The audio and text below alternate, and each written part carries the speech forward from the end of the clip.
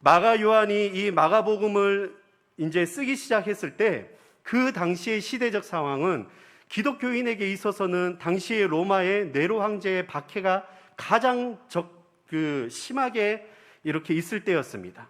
내가 기독교인이라는 이유로 어떻게 보면 죽음과 맞서 싸워야 되는 그런 상황, 그 가운데서 우리가 잘 알고 있는 콜로세움 경기장에 많은 그 기독교인들이 핍박을 받고 박해받는 장면, 또 이들이 결국은 도망 다니면서 카타쿰이라는 지하 무덤에 들어가면서 숨어서 지내는 그런 긴박한 상황 속에 이들은 믿음을 지켰다는 것이죠. 어떤 믿음?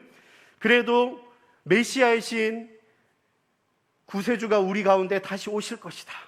그것을 가지고 어떻게 해서든 내가 살아나갈 것이다. 기독교인으로 흔들리지 않을 것이다 라는 그것을 붙들고 있었습니다. 그것을 생각하고 우리가 1절을 다시 한번 보게 되면 1장 1절에 보시면 이렇게 이야기합니다. 하나님의 아들 예수 그리스도의 복음의 시작이라. 아멘. 우리 한 번 더 같이 읽겠습니다. 시작. 하나님의 아들 예수 그리스도의 복음의 시작이라.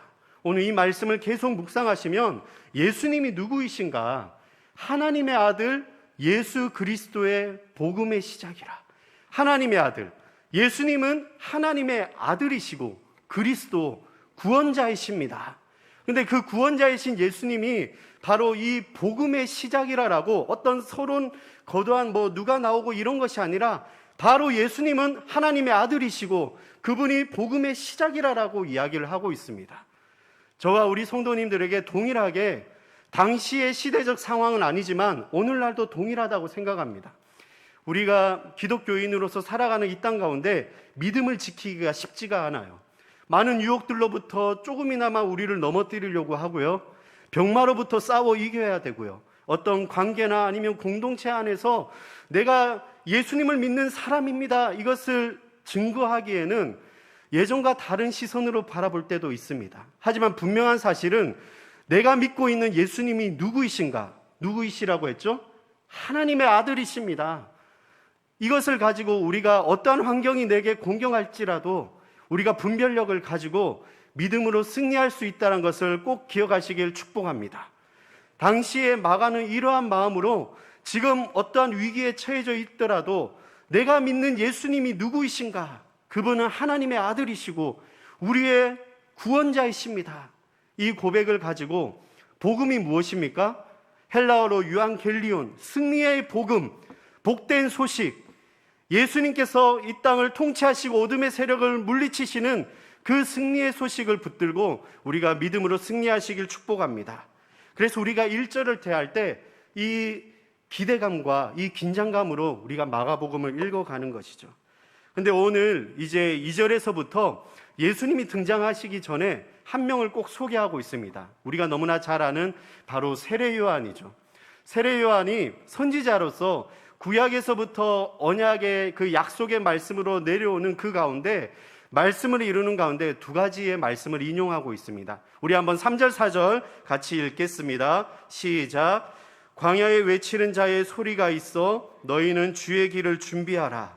그의 오실 길을 곱게 하라. 기록된 것과 같이 세례 요한이 광야에 이르러 죄 사함을 받게 하는 회개의 세례를 전파하니.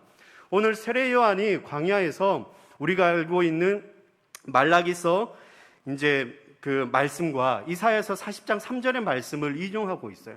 그가 광야에서 주의 길을 준비하라. 그가 오실 길을 곱게 하라. 오늘 제가 말씀을 준비하면서 주님의 길을 준비하는 우리 교회, 주님의 길을 준비하는 우리 옛들 순복음교회, 우리에게 주신 사명이 있는데 다시 한번 우리가 1절을 생각한다면 예수님을 믿지 않는 사람들에게 예수님이 누구이신가를 소개하고 그들에게 예수님이 어떤 분이시다는 것을 우리가 이야기를 해야 되는데 그 가운데 오늘 세례 요한이 내 뒤에 오시는 그분이 오실 길을 우리가 준비를 해야 된다. 우리에게 동일하게 오늘 저희들에게 주시는 말씀인 줄 믿습니다. 이 시대를 살아가는 가운데 다음 세대들에게 줄 수 있는 그런 메시지인 것이죠. 지금 코로나로부터 시대적으로 많이 바뀌었다라고 이야기를 합니다. 물론 세대가 바뀐 것 같아요. 관점 차이도 있는 것 같지만 하지만 변치 않는 것은 그들이 예수님을 믿으려면 어떻게 해야 된다라는 세례 요한 같은 그런 목소리를 저와 우리 성도님들이 가지셔야 될 줄 믿습니다. 예수님이 오실 길을 준비하는 우리들에게 그럼 첫 번째로 가장 중요한 것이 무엇인가? 오늘 저 4절에 보시면 광야에서 이르러 죄 사함을 받게 하는 회개의 세례를 전파하니, 첫 번째는 바로 회개의 기도예요. 우리가 예수님이 어떤 분이신지를 증거하기 전에 먼저 회개하는 마음이 우리 안에 있어야 됩니다. 우리 성도님들, 회개가 무엇입니까? 회개가 이제 헬라어로 메타노이아. 제가 찾아보니까 죄에서부터 돌이키다. 그러니까 이전에 이것이 단지 어떤 뉘우침으로 끝나는 것이 아니라 우리의 속사람, 우리의 내면 안에 있는 사람의 옛날 모습이 내가 예수님 앞에 이런 죄를 지었지, 이것으로 그것을 알고 끝나는 것이 아니라 그것을 뉘우치고 그 속사람이 이제는 바뀌는 거예요.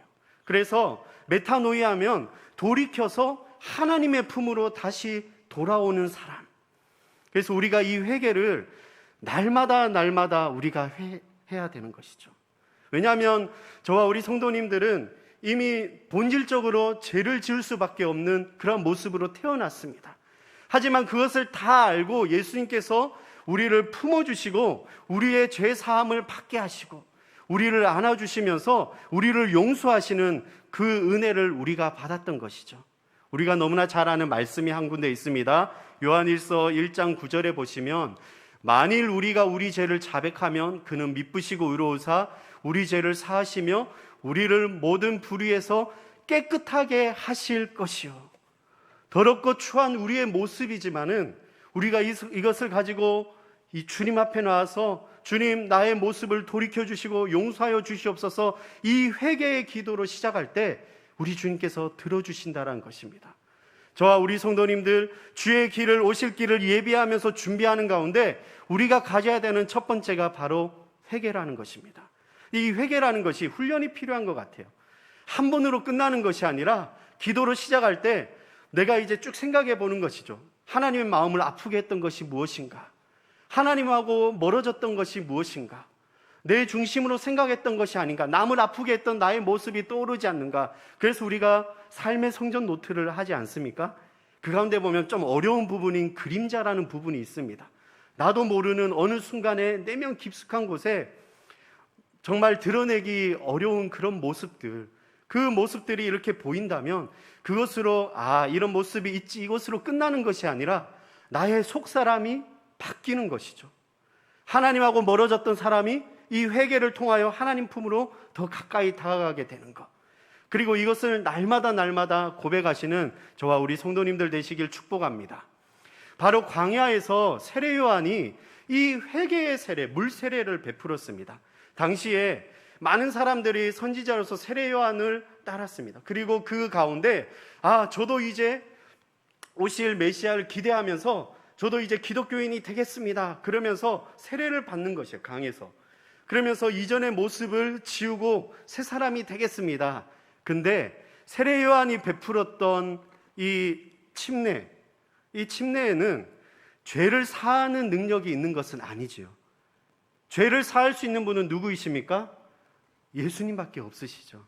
그래서 요한이 바로 나는 이렇게 물로 세례를 베풀지만 내 뒤에 오시는 분이 누구이신지를 명확하게 설명하고 있습니다. 그것이 바로 오늘 8절에 보시면 이야기하고 있는데요. 8절 한번 같이 읽어보겠습니다. 시작. 나는 너희에게 물로 세례를 베풀었거니와 그는 너희에게 성령으로 세례를 베푸시리라. 아멘. 저와 우리 성도님들이 성령 세례를 경험하셔야지 돼요. 아마 다 기억나실 것입니다. 내가 뜨겁게 하나님을 사랑하고 고백하고 하나님 앞에 회개하면서 그때 만났던 바로 성령 하나님. 제가 오늘 말씀을 준비하면서 어제 사진을 하나 찾아서 이렇게 보게 됐는데요. 그것이 뭐냐면 제가 이제 지금 담임 목사님에게 침례를 받았던 2004년도에 교육관에서 이제 침례받았던 제 모습의 사진이 있었습니다. 저는 이제 입교를 했었거든요. 전에 이제 가톨릭 이제 성당을 다니다가 교회로 이렇게 오니까 입교라는 것을 이렇게 하게 되고 세례를 이렇게 안 받고 입교하면 된다라고 이렇게 했었는데, 우리가 이제 갖고 있는 침례식에 보면 물에 이렇게 푹 들어갔다, 이전의 나의 모습을 완전히 벗어버리고 새롭게 태어나는 이제 그러한 가운데 의식으로 우리가 이렇게 침례를 받게 되지 않습니까? 그러면서 그때 그 사진을 이렇게 보면서 이런 시간이 있었지. 그러면서 그것으로 끝나지 않고 바로 지금 예수님께서 베풀어 주시는 성령 세례, 제가 저 모습을 보면서 두 가지의 장면이 떠올랐습니다. 제가 고등학교 2학년 때 이제 예수전도단에서 이제 유스 캠프라는 청소년 캠프에 가서 그때 바람과 같이 임하시는 성령님을 만났던 사건. 그리고 2003년도 여름에 제가 교육관 채플실에서 기도하다가 그때 나에게 다시 다가오시는 그 성령님.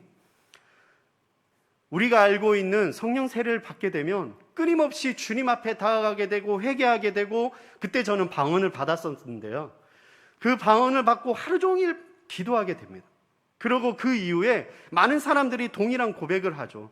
감사가 넘쳐나게 되고 찬양이 끊임없이 나오게 되면서 이제는 남들이 조금만 나의 마음을 아프게 해도 그것이 뭔가 적대감으로 나아가는 것이 아니라 이해하게 되고 품게 되고 하나님을 더 사랑하는 마음, 이 마음 때문에 감출 수 없어서 뭔가 더 주님을 기쁘게 하는 그 모습으로 어떻게 해서든 내가 더 나아가야 되지 않을까라는 열정의 모습들, 제가 이렇게 이야기하지만 다들 기억나실 거예요. 좀 더 쉽게 이야기하면 내가 예수님을, 인격적인 주님을 만났던 바로 그 첫사랑의 시간이 언제인가, 우리가 그 시간을 회복해야 될 줄 믿습니다. 근데 젊은이들에게는 이러한 시간들이 제가 보니까 많은 것 같아요. 저도 그런 시간을 경험했던 것이 캠프나 수련회나 아니면 어떤 그런 은혜의 시간에 있어야 우리가 가능하지 않습니까? 물론 지금 이렇게 예배 가운데 우리가 드릴 수도 있지만, 근데 제가 한 가지 팁을 드리면 그런 은혜의 시간이 저희들에게도 있습니다. 그것이 바로 금요 성령 충만 기도의 시간이에요. 그때 기도할 때 뜨겁게 찬양하시면서 회개로 시작하시면서 그 회개 가운데 나에게 용서해 주시면서 주님께서 우리에게 말씀하시면서 바로 성령 하나님을 만나는 은혜의 시간이 있으시길 축복합니다. 그것으로 날마다 충만해져 가지고 바로 이것이 성령 충만이지 않습니까? 내 안에 어떠한 어둠의 세력의 공격이 있다 할지라도 분별력을 갖게 된다라면 절대 넘어지지 않습니다. 그리고 우리 가운데 예수님의 치료하심이 필요한데 병마로부터 싸워 이겨야 되는 능력도 주님께서 해결해 주실 줄 믿습니다. 우리는 이것을 우리의 모습에서 볼 때는 기적이죠. 하지만 하나님의 모습에서 봤을 때는 당연한 것입니다. 그것뿐만이 아니라 다시 오실 예수 그리스도, 만왕에 와 계신 예수님께서 구름 타고 이 땅에 다시 오신다라고 했을 때 우리가 그것을 소망하고 기대하면서 맞이할 준비가 되어 있어야 되는 것이죠. 그러려면 무엇이 필요합니까? 회개로 끝나는 것뿐만이 아니라 바로 인격적인 예수님을 만나는 그 성령 세례를 우리가 기억하고 그것을 경험하고 그 경험을 가지고 우리가 이 세상을 살아나가야 될 줄 믿습니다. 제가 이것을 보면서 우리 교단의 사중복음이 생각났어요. 첫 번째가 무엇이죠? 예수님은 나의 구세주이십니다. 예수님은 나에게 성령 세례를 주시는 분이십니다. 예수님은 나의 치료자이십니다. 예수님은 다시 오실 만왕의 왕이십니다. 아멘. 이 안에 우리의 고백이 다 있는 것입니다. 예수님이 누구이신지를. 오늘 마가는 이러한 것을 가지고 쭉 기록하고 있습니다. 이제 이후에 예수님께서 바로 이러한 모습으로, 승리하신 모습으로 사역을 하시는데 저와 함께 그 주님을 기대하시면서 오늘 새벽을 깨우셔서 우리도 오늘 하루 가운데 예수님이 어떠한 분이신지를 증거하면서 승리하시는 저와 우리 성도님들 되시길 축복합니다. 기도하시겠습니다.